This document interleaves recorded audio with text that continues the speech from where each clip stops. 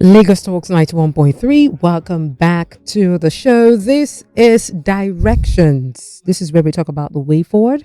This is where we talk about solutions to life's challenges. I am Olaoluwa Awe, the news lady.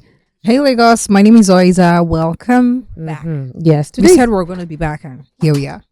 you're not going to be back before it. It is good to have you listening as always. And today on Directions, we want to start a series like on patterns, triggers, and on learning. I mentioned this earlier in the year, I think on the first or on the second. I also talked about it last year that this year we will be talking about patterns. You need to know yourself. We're going to start a journey into self knowledge. Do you understand how you roll your own patterns over the years? Have you been able to really, study yourself so that from some of your patterns, you can identify where there are challenges, where your strengths lie, where your weaknesses lie, and how you can make the best of all of these things part time. But with us today on Directions is Mr. Olaiwola Abiola. He's a seasoned mental health and relationship professional.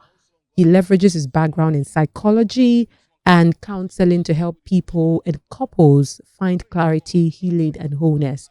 He's a certified professional mental health counselor and relationship, marriage, and family therapist as well.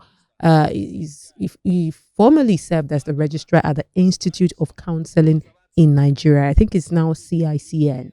And he's also an ordained minister of the gospel with nearly 20 years of pastoral experience. We know that he's deeply passionate about mental and emotional wellness, providing training, consultancy services to corporate organizations and faith-based communities through his LBI consulting services and on. I mean, I can keep going on and on and on about him, but we really need to get to what we want to get to today, which is when you want to start a journey to knowing yourself. At this point, you probably already know yourself to a point. Why do we as humans keep repeating the same mistakes? I don't know as a person if you've ever, identified one or two things that you consider your weaknesses and you feel like, yeah, I know that these things are not my strength, but I just can't seem to stop it. I keep repeating these things. And Oiza, I mean, that is what we're going to be talking about today. But let's hear from Mr. Olaiwola. You're welcome. Abiola. Good. I mean, I wanted to say while you were reading his profile that we're not just getting a professional perspective, we're getting a spiritual perspective as well. 2 decades being a pastor. You're welcome. Thank you so much for having me. I'm so delighted to be part of your program. It's okay. And I look forward to a very beautiful and interesting conversation. Okay, so let us talk about, let's start with patterns. I mean, let's start with patterns and starting that journey to self-development. I have hinted what I know about that. But as a professional therapist, what are patterns? Do people really have patterns? Okay, beautifully. I want to start from the place of humanity. In my practice, that's what we call humanity first. And one thing that is basic to every one of us is to err is human, as we normally say, and forgive is divine. But I want to pick that first part, which talks about to err is human. That is, everybody has this tendency, this inclination, inherent inclination to err, to make mistakes.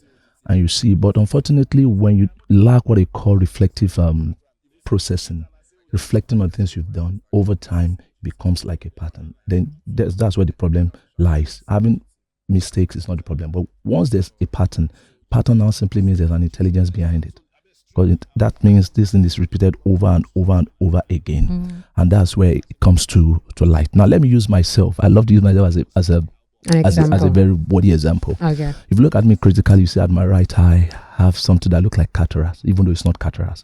I was 7-8 years of age when I had an accident in school. I was dragging a very sharp pencil with a friend.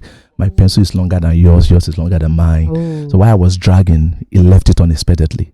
So with my own right hand, I took it right into my right eye. Before then, I was very extroverted. Okay. You've been wondering, what has this got to do with patterns? And I'm going somewhere.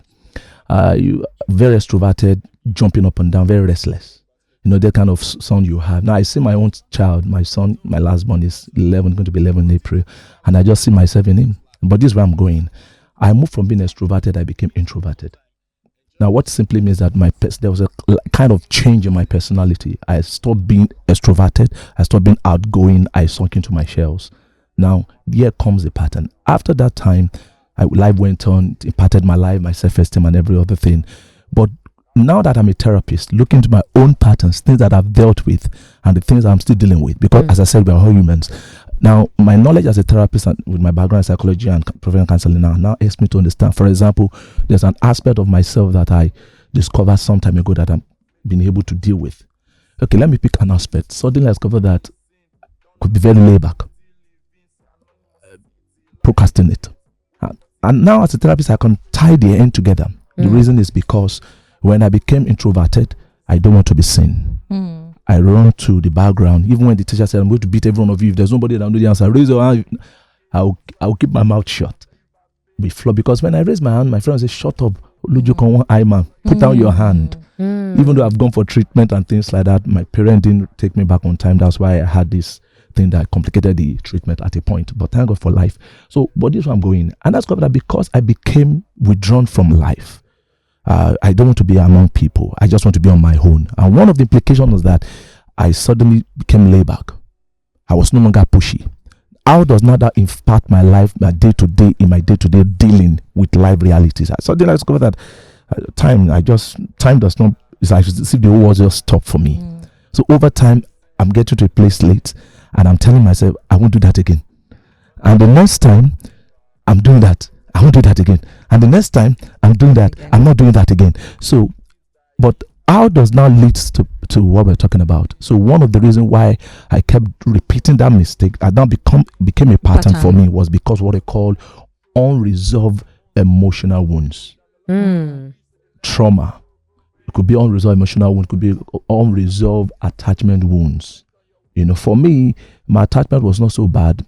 There's what we call attachment styles, where a reality that happens between a child, it is expected by design that the masculine energy and the feminine energy should be present to give a child a wholesome and complete upbringing. And when one is missing or available in a dysfunctional way or in a deficient way, what happens is that the child is going to grow up and have what we call insecure attachment. Like, could either be anxious attachment, could be disorganized attachment, or anxious avoidant. Yeah. Now, when that happens, all those things impact on what you do, because eventually the time now let's talk about trauma. I just told you about my own trauma, but it took time and years for me to know that, why am I like that? Because when that incident happened, something died on the inside of me. And my parents, they didn't know. If you know better, you say we do better, but also know now it's not enough to know better. You must knowing better is not just enough, because insight is not a transformation. Okay, so in your own case, Yes, could it be please. something that then affected your esteem, your self-esteem? Yes, I mentioned it earlier. It affected my self-esteem. As I said, I would love to stay at the background. I don't want to be seen. But I also now discover, being a therapist now, psychoanalyzing my situation and where I'm coming from. And I discovered, because I told you earlier on, there was a part of me that discovered I was dealing with struggling with meeting up with time and having an appointment. Are you getting me? It all ties back to the fact that you don't want to be withdrawn seen. from life. I don't want to be seen. So But what it means that it made what me is the labor. relationship between that? Okay. A wounded esteem Yeah. and procrastination, a wounded esteem and appearing somewhere late. Okay. Now let me. Even when you No, I wanted don't to. want to be late. Now that's what I'm saying. That now life is a very unique. When it comes to trauma, it's a very unique reality. To some, trauma will drive you to the extreme right, or it drives you to the extreme left. Okay, let me just paint this picture so I can understand where I'm coming from. It's very unique to every one of us. Have you seen someone that was raised in a family where the father used to beat the mother? Two sons, and one grew up and became a wife beater, and one grew up and became a very loving man. So sweet. I said, the reason why I'm like this is because I saw the way my mom suffered, and I vowed to myself I will never allow this happen to any woman. Yeah. I said, the other guy, why are you beating up your wife? That's all I knew. I grew up seeing my dad beating up my mom. Do you see? How did you now take it? The same environment, approach? the same environment, but different reaction, different response to it. Because as we journey through life, there are different areas of our life. There's what they call conditioning. There's what we call nature and nurture. The environment you expose yourself to, we impart. Maybe somebody has exposed himself to a mentor. He's been reading books, or maybe when he went to school, he went to another family and saw the father treating the mother better. This is what life should be like. Are you getting me? There's an influence. So that's what I'm trying. So for me, I'm telling you based on my own psychoanalysis of my own reality. Why? Because I discovered that I became laid back. And when you are laid back, it's as if the world is standing on attention for you. But the world moves on. You want things to happen at your own time. So what I can't kill myself because before then I was very pushy, very. But after that incident, and one of the terrible traumatic events I had after that was that a day I did something wrong to my dad, and my dad, to let you know about the power of attorney, I'm not talking about the other time, my dad said to me, "Hey, Roger, see his eyes." You know, I've been going through all kind of harassment in school, people abusing me and doing stuff. And as a 7-8-year-old boy, dealing with such emotional baggage and emotional burden, now coming home to your own father, your own safe space, is the last place you want to be embarrassed, want to be harassed, and be reminded and shamed. You know, so what happened was that I just withdrew from life, so to say. But unfortunately, life goes on. I kept growing and I kept moving. But I discovered that from that day on, if this could happen to me, I beg, I can't kill myself. So that tendency to be laid back impacted on the way I view time. Are you getting me now?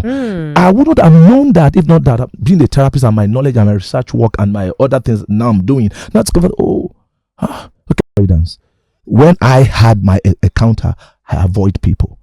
But now that I've since gone out of that thing, I'm married now, I'm in my mid-40s, and I have to interact with people, and I'm still avoiding people. You know, that's a problem. Yeah. And I actually had it. My wife was an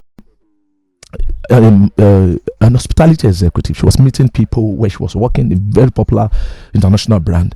And some people meet her, and she's got, my husband is doing something that, you know, okay, life is life with others.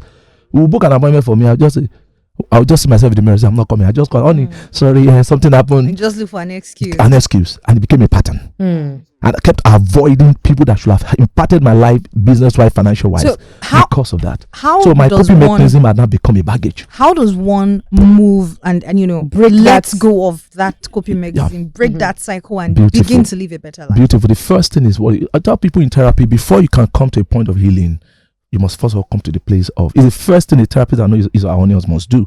You must bring that person to the place of what they call self-awareness.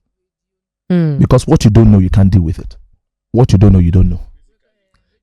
I'm sharing my own experiences with you now because I knew. So at times, those things still want to work. Like even today, I would look at the time, I was still doing what I'm doing, but I checked out the traffic. Okay, I'll be there. It's 30 minutes from where I was. I said, no problem. Suddenly, I just said, oh boy, you're going to be playing out what you're about to talk about today. So I jump on my feet. Awareness. Let me give you another example. I discovered something pattern that my dad's family, they have this thing with multiple women that either they have children from polygamous setting or from more than one women, even though they are not married, maybe side chick or whatever. Suddenly at their mid-20s, towards their 30s, that was during my own youth service. And I discovered that before I went for youth service, I already had somebody that I eventually got married to. But I discovered that from nowhere, something not planned, just discovered that there's a lady that came into my life and things were already moving faster than what the lady I've been going out with for about 3 years before going for youth service. And suddenly it dawned on me, oh boy, you're about to repeat your parents' pattern, your father's pattern, the things in your dad's family. So awareness, until you come to that sense of awareness, look, because if you don't come to that awareness, when people are telling you, look as if, leave me alone, like self-love, I want to like myself. Self-love is good, but you're taking it, coping mechanism again, you are using it in the wrong way. All right. So Awareness is first of all. First thing to do. after awareness, Yeah. then how do you move? Because unfortunately, a number of people get stuck there. Yeah. They know the Like you've problem, rightly established. Yeah. but then they're not doing anything. Think Some people about have it. even accepted it. Hey, It's my personality. It's This is because who I my am. parents are like that. Mm. It's something from my childhood. You have so many It's people part of our online now. family. Yeah. They are even chewing some of these psychology words Yeah. you are talking about, They throw it around. attachment, you know. Brandish it But everywhere. no change. How then do you actually achieve the change? Number one, as I said, awareness. But you see, when you talk about awareness, we're talking about what are your triggers? What are your emotional reactions, your automatic thoughts, your repeated outcomes? When you know all these things, those things are there. Because awareness, just getting to know, is not just aware, not just knowing. And awareness is when you've come to term, like somebody remove a veil. So all you are talking about is just an information. Self-awareness simply means now I know that I can be very, very nasty. I can be very, very aggressive. You know you're aggressive, but now you understand it that, okay, this is the reason why this is happening. then you now come to a point that you want to effect a change. So, because there are people truly that know these things that are not ready. They're like slaves that love their chain. Like children of Israel that were in the land of slavery. Leave us, let us go, let us now go. And the village, I missed the cucumber, the garlic, and the ginger in the land of slavery. Slavery! I still want such thing. So the next thing you need to now do is to heal the root wounds, not just the behavior. So you can't come to the point that you can take the horse to the river, but you can't force the horse to drink water. And that's one of the major issues you get to deal with in therapy or in counseling sessions, because this is somebody that is not aware, but is not just ready. So at times you tell the person, okay, do you think I should give you some time, maybe when you're ready? Because people at times don't learn from instructions, some learn from destruction. So what happened is that until things happen to them and they discover, hey, I really want to change. It begins to affect their them. Progress. Your progress. Because when your day-to-day life is being impacted, you're in a relationship, this lady I've had a situation like that. Look, he's called me and said, look, I love this lady. She's good. I believe she's the will of God for me. But I'm addicted to pornography and I just don't know. And the lady, look, we are not going forward until you deal with this. Are you getting me now? So when people get to that point and discover that this is beginning to impact their life, maybe I've had somebody that slapped his boss out of anger and he lost his job. Now it has impacted his finances. So people get to a point in their life that say, I've come to the end of this. So what you want to do, you want to heal the roots of the wound. You want to do trauma-informed therapy. You want to do grief work. You want to do what they call the inner child work. You want to do emotion-focused interventions. And these are the things you can't do yourself. You need the intervention of a counselor or of a therapist, somebody that can hold you by the hands. At times, what the people also do for you is what they call psychoeducation. Psychoeducation simply means I've done after your psychoanalysis, discovered that this is what is happening to you. Okay, I had one client that deals with anger and has become a pattern. And discovered the reason why she's having this anger, number one, her temperament. She's a choleric. It does not mean every choleric is an angry person, but choleric are aggressive by nature. Are you getting me? It's one of their area. It could be strength and at the same time it could be weakness. Are you getting me now? But I also go by one reason because of an healed wound. She was in the medical school for many years, was in a relationship with this guy, good guy, but the guy died before they graduated and she was angry with God. She said, God, how will you allow this guy to die? So through psychoanalysis, discovered that the reason was number one, her temperament, and number two, because of this unspoken anger that she has. And also her temperament, choleric, and her destiny, her purpose. She's more like an activist, somebody that's fight for other people's right. She hates people being cheated. Now, because there's an emotional wound, that strength has been inversely directed now onto people. So you are not. This is the reason why we deal with the emotional wound. Okay, there's also what they call psychoeducation. By your temperament, these are your strengths. By your temperament, these are your weaknesses. So what do? You play to your strength, but you try as much and play down on your weaknesses. Do you get? So you do psychoeducation, you help somebody. You also do what they call retraining the nervous system. So you teach people emotional regulation skills. All of this would have to involve a professional. Definitely. And depending on the intensity and the depth of what you're dealing with, are you getting me? Depending on that, like mine, there's no way I could have done that myself. Because even as a therapist. No, I'm saying when I was a child growing up. Because I lived like that for many years until I became a therapist. Because my first degree was in business administration. It was later on I diverted into psychology and what I'm doing now. So I didn't know anything about that. And I pastored a church for at least 10 years of my life then. And everybody see me do so well. But when I drop the mic, I go back to my cocoon. I just want to be on my own. You know. So as we wrap this up, we talked about how this will involve like the professional. Yeah. But is this something that you can break yourself? Yeah. Must you see a therapist to do psychoeducation? Okay, all of these things? Or are these things that you can by yourself? Yeah. You know, begin to deal with. Yeah, that's why I said the first thing is awareness. If you're aware, and depending on the intensity of what you're dealing with.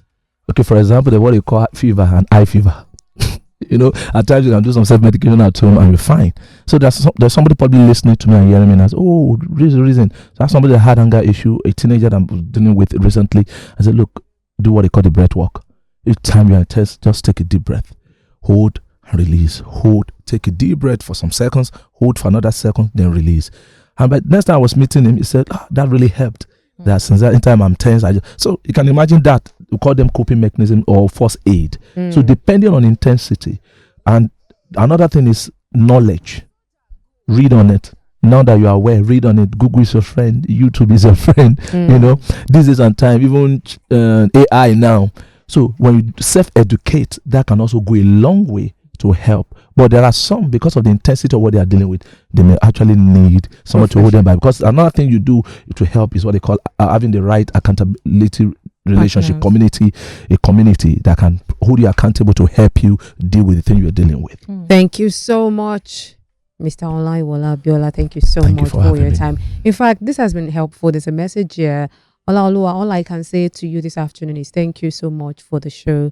And I mean, he's even talking about how To can meet he with meet you and meet with you. And do you So- have social media Yes. platforms that people can reach out? Yes, my Instagram handle is love.boulevard. Love.boulevard. Can you spell the boulevard? Okay, love, LOVE, then full stop, Boulevard, BOULEVARD. Mm. Love.boulevard. Thank you. DM. Thank you so much, sir. And that officially wraps up Directions, Directions yeah. today on Lagos Talks 91.3. That has been an eye opener. And I hope we all pick something and run Run with it. with it.